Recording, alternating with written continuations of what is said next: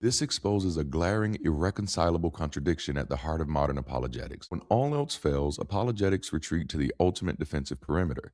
God is transcendent and therefore not subject to empirical investigation. But once again, we have to ask, how can an attribute be affirmed before the entity itself has been confirmed?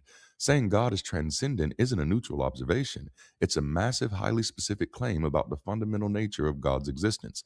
So the question immediately becomes, by what reliable method did you determine that God is transcendent?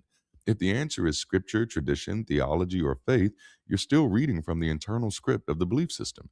You can't use transcendence to explain why God can't be verified unless you've already verified enough about God to know that transcendence applies to him in the first place. Otherwise, transcendence isn't an explanation for why God can't be investigated. It's simply the claim being protected from the investigation. It's a verbal smoke bomb thrown to cover an exit. This exposes a glaring, irreconcilable contradiction at the heart of modern apologetics. When they want to argue for God, God is close, he's intimate, he's the immediate necessary explanation for the origin of the universe, the complexity of DNA, the structure of physics, and the fine tuning of nature. He leaves footprints everywhere.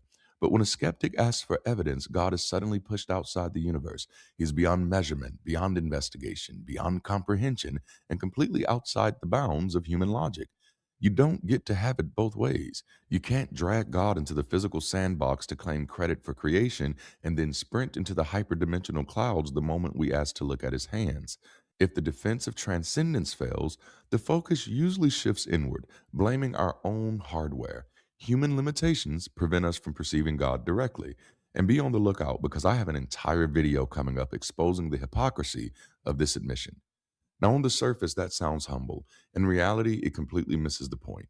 There's an enormous list of things that human senses cannot perceive directly, like atoms, magnetic fields, radio waves, and dark energy. But our physical limitations have never prevented us from detecting their impact. We built tools to capture their footprints because those unseen things actively interact with our physical reality. And this is where the theology fractures under its own weight. Christianity is not claiming a completely detached, distant, deistic deity who stays on his side of the fence.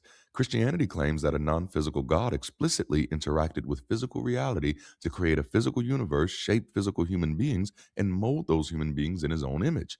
This sets up an impossible riddle. How does a non physical, non detectable, non embodied being create embodied creatures in its own image and then remain completely unavailable to the very physical models supposedly built to resemble it? Saying God is beyond human perception doesn't solve this riddle. It just adds more unpaid debt to the conversational ledger via another unverified claim.